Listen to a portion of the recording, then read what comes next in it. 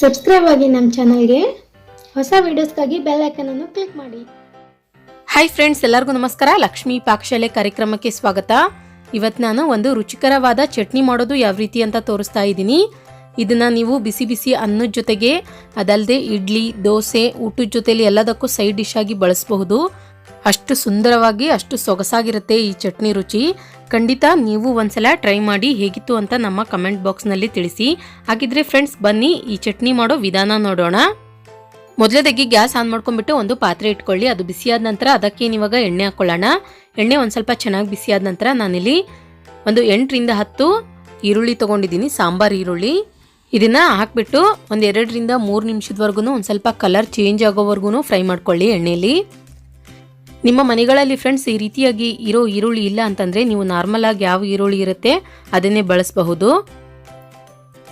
ಇತ್ತು ಅಂತಂದರೆ ಈ ರೀತಿಗೆ ಇರೋದನ್ನು ಯೂಸ್ ಮಾಡಿದರೆ ಇನ್ನೂ ಚೆನ್ನಾಗಾಗುತ್ತೆ, ಒಂದು ಸ್ವಲ್ಪ ಟೇಸ್ಟ್. ಇಲ್ಲ ಅಂತಂದರೆ ಪರವಾಗಿಲ್ಲ. ನೋಡಿ, ಇವಾಗ ನಾನಿಲ್ಲಿ ಫ್ರೈ ಮಾಡಿ ಇಟ್ಕೊಂಡಿದ್ದೀನಿ. ಇದನ್ನ ಇವಾಗ ತೆಗೆದ್ಬಿಟ್ಟು ಒಂದು ಪ್ಲೇಟಿಗೆ ಹಾಕ್ಕೊಳ್ಳೋಣ. ಅದಾದ ನಂತರ ಫ್ರೆಂಡ್ಸ್, ಇದೇ ಎಣ್ಣೆಲೇನೆ ಇವಾಗ 1-2 ಟೊಮೊಟೊ ಹಣ್ಣು ಹಾಕ್ಬಿಟ್ಟು ಫ್ರೈ ಮಾಡ್ಕೊಳ್ಳಿ. ನಾನಿಲ್ಲಿ ಪೂರ್ತಿಯಾಗಿರೋ ಟೊಮೊಟೊ ಹಣ್ಣು ಹಾಕಿದ್ದೀನಿ, ಯಾಕಂದರೆ ಇದ್ರ ಮೇಲ್ಗಡೆ ನಾವು ಸಿಪ್ಪೆ ತೆಗಿಬೇಕಾಗುತ್ತೆ. ಅದಕ್ಕೋಸ್ಕರ ಪೂರ್ತಿಯಾಗಿ ಟೊಮೊಟೊ ಹಣ್ಣನ್ನು ಫ್ರೈ ಮಾಡ್ಕೊಳ್ಳಿ, ಕಟ್ ಮಾಡ್ಕೊಳಕ್ಕೆ ಹೋಗಬೇಡಿ.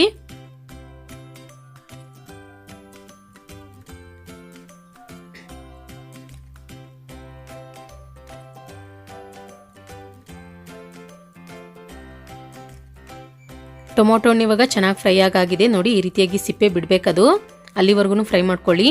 ಇದನ್ನ ಇವಾಗ ತೆಗೆದ್ಬಿಟ್ಟು ಒಂದು ಪ್ಲೇಟಿಗೆ ಹಾಕ್ಕೊಳ್ಳೋಣ. ಈರುಳ್ಳಿ ಮತ್ತು ಟೊಮೊಟೊ ಹಣ್ಣು ಒಂದು ಸ್ವಲ್ಪ ಹೊತ್ತು ತಣ್ಣಗಾಗೋದಕ್ಕೆ ಬಿಟ್ಬಿಡಿ.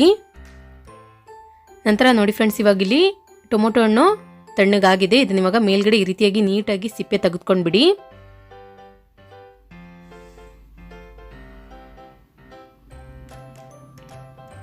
ನೋಡಿ, ಇವಾಗ ನಾನಿಲ್ಲಿ ಸಿಪ್ಪೆ ತೆಗೆದ್ಬಿಟ್ಟು ಇಟ್ಕೊಂಡಿದ್ದೀನಿ.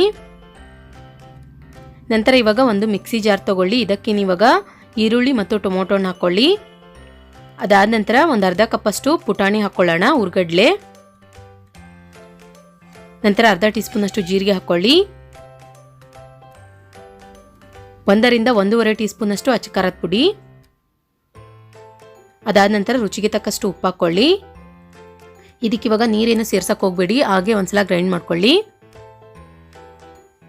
ನೋಡಿ ಫ್ರೆಂಡ್ಸ್, ನಾನಿಲ್ಲಿ ಈ ರೀತಿಯಾಗಿ ಗ್ರೈಂಡ್ ಮಾಡಿ ಇಟ್ಕೊಂಡಿದ್ದೀನಿ. ನಂತರ ಇದಕ್ಕೆ ಇವಾಗ ನೀರು ಹಾಕ್ಕೊಳ್ಳೋಣ. ಟೀ ಕುಡಿಯೋ ಕಪ್ಪಿಂದ 1 ರಿಂದ 1.5 ಕಪ್ನಷ್ಟು ನೀರು ಹಾಕ್ಬಿಟ್ಟು ಚೆನ್ನಾಗಿ ಮಿಕ್ಸ್ ಮಾಡ್ಕೊಳ್ಳಿ. ಮಿಕ್ಸ್ ಮಾಡಿದ ನಂತರ ಇದನ್ನ ಇವಾಗ ನೈಸಾಗಿ ಗ್ರೈಂಡ್ ಮಾಡ್ಕೊಳ್ಳೋಣ.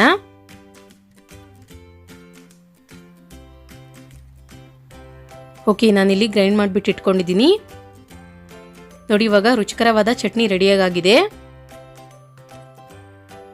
ಈ ರೀತಿಯಾಗಿ ಆದಷ್ಟು ನೈಸಾಗಿ ಗ್ರೈಂಡ್ ಮಾಡ್ಕೊಳ್ಳಿ. ಇದಕ್ಕೆ ಇವಾಗ ಕೊನೆಯದಾಗಿ ಒಗ್ಗರಣೆ ರೆಡಿ ಮಾಡ್ಕೊಳ್ಳೋಣ. ನಾನಿಲ್ಲಿ ಚಟ್ನಿನ ತೆಗೆದ್ಬಿಟ್ಟು ಒಂದು ಪಾತ್ರೆಗೆ ತೆಗೆದಿಟ್ಕೊಂಡಿದ್ದೀನಿ. ಅದಾದ ನಂತರ ಗ್ಯಾಸ್ ಆನ್ ಮಾಡ್ಕೊಂಡ್ಬಿಟ್ಟು ಒಂದು ಒಗ್ಗರಣೆ ಮಾಡೋ ಸೌಟ್ ಇಟ್ಕೊಳ್ಳಿ. ಅದಕ್ಕೆ ಇವಾಗ ಎಣ್ಣೆ ಹಾಕ್ಕೊಳ್ಳೋಣ. ಎಣ್ಣೆ ಚೆನ್ನಾಗಿ ಬಿಸಿಯಾದ ನಂತರ ಸಾಸಿವೆ ಹಾಕ್ಕೊಳ್ಳಿ. ಸಾಸಿವೆ ಚೆನ್ನಾಗಿ ಚಿಟಪಟ ಅಂತ ಸಿಡಿದ ನಂತರ ಜೀರಿಗೆ ಹಾಕ್ಕೊಳ್ಳೋಣ.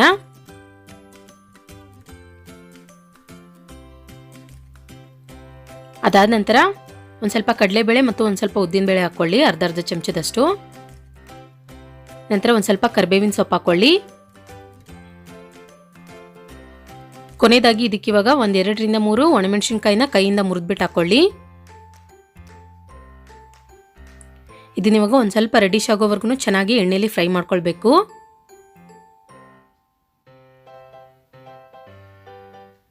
ನೋಡಿ, ಇವಾಗ ಫ್ರೆಂಡ್ಸ್ ಒಗ್ಗರಣೆಯಲ್ಲಿ ರೆಡಿಯಾಗಿದೆ. ನಂತರ ಇದನ್ನ ಇವಾಗ ತೆಗೆದ್ಬಿಟ್ಟು ರೆಡಿ ಮಾಡಿದಂತಹ ಚಟ್ನಿಗೆ ಒಗ್ಗರಣೆ ಹಾಕ್ಕೊಳ್ಳಿ.